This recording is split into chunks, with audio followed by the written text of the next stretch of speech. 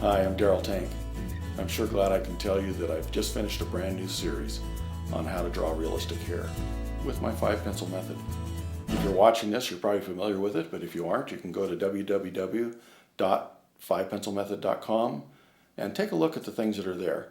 It shows all the fundamentals, things I'm going to talk about and refer to throughout this series. Some of the things that are really challenging about hair, many people run into problems with, are things going flat, becoming solid with no texture, losing the contour, and it gets really discouraging. I want to help you with some of those things. I've got a number of ideas to make sure that that doesn't happen and take some of that tension out, some of that anxiety. That alone is going to help you do a lot better job on hair, because hair should have a wonderful flow and grace to it. You should be able to loosen up and enjoy it. I've got several sections. One of them is how the tapered stroke applies to drawing realistic hair. I go through step by step of showing you how to make the strokes, how to maintain the spacing this time, whereas before we've been trying to create contours. But this time the texture is extremely important. I'm going to show you how to do that with the tapered stroke and how to do the mechanics so that you can be consistent and yet have some wonderful flow and grace. The next section is structure and perspective. I want to be able to help you understand what we're actually putting the hair on, a round head. That structure is extremely important because we want to know how to wrap that hair around, how it conforms as it even hangs off of that rounded head. The way it wraps around is going to also help us to suggest perspective. And so some of these things, if you start thinking about them, will automatically start improving how it's going to look when you draw it. The next section is on textures. Now, this is one of my favorite things. I love textures. A lot of the principles and the technique apply across the board, whether we're drawing straight hair, wavy hair, curly, or even an afro.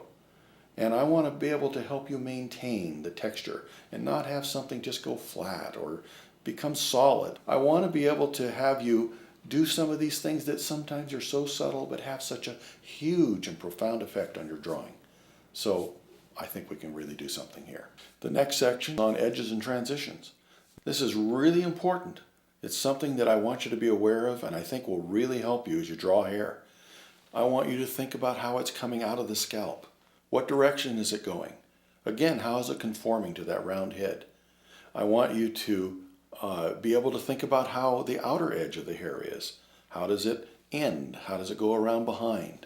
And some of these things, again, are going to add life and vibrancy to your drawing of hair. And I think it's going to improve your portraits. The next section is drawing braids. Very structured things like dreadlocks, twists, things that are a little bit unnatural. You have to go ahead and make it into the form of something. But I want to show you how to still make it look realistic, add some texture, have it dimensional, and be able to take in consideration lighting. I want to give you a good base so that you can go ahead and do other things that might be very structured. The principles are very similar, and I want you to start gaining some confidence so that you can go ahead and draw what you want. In the next section, we're going to deal with color. I know a lot of people struggle with how do I show the color of hair I want to draw. When you have a black or a dark lead and you're drawing dark lines, how in the world are you going to draw white hair or blonde? I want to be able to show you all the way from what to do when you have a very light color of hair all the way to the very darkest shades, dark brown, black, and still maintain dimension and contour and depth. I think I can help you, and it's going to bring some excitement to your pictures. Now the last section is going to be on beards.